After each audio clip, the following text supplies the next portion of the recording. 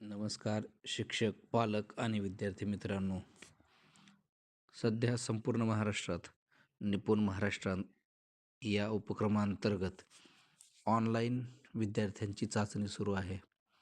विद्यार्थी मराठीत म्हणजे इयत्ता पहिली ते 5वी, 6वी, 7वी, 8वीपर्यंतचे जे विद्यार्थी आहेत, मराठी वाचन तर करतात, पण त्यांना विरामचिन्हांसहित मराठी वाचन व्यवस्थित करता येत नाही.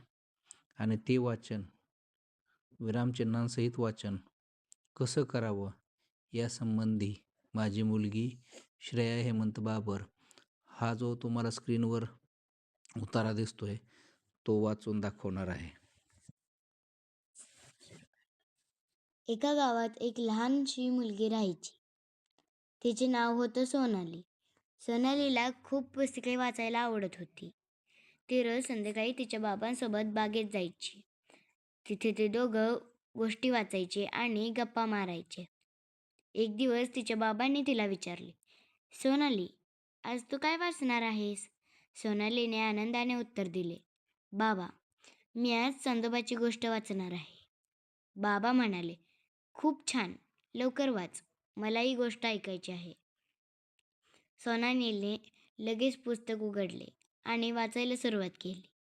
गोष्ट होती एका सशाची आणि एका कासवाची. ससा खूप जलद पळत होता, पण कासव हळूहळू चालत होते. शेवटी कासव जिंकले. ही गोष्ट ऐकून बाबांना आनंद झाला. या गोष्टीतून काय शिकायला मिळालं? बाबांनी विचारले.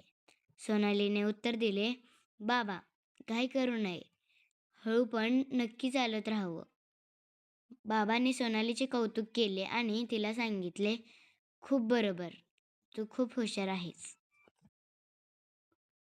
याप्रमाणे आपण हा व्हिडिओ विद्यार्थ्यांनी म्हणायचा आहे, पालकांनी हा व्हिडिओ आपल्या मोबाईलवर आपल्या विद्यार्थ्यांना दाखवायचा आहे आणि शिक्षकांनी जर शाळेत तुमच्या TV, अँड्रॉइड TV वगैरे असेल तर त्या TVच्या माध्यमातून हा जर व्हिडिओ दाखवला तर त्यांच्या वाचनात नक्कीच फायदा होईल. आणि जर असा फायदा झाला तर कॉमेंट करून नक्की सांगा. धन्यवाद.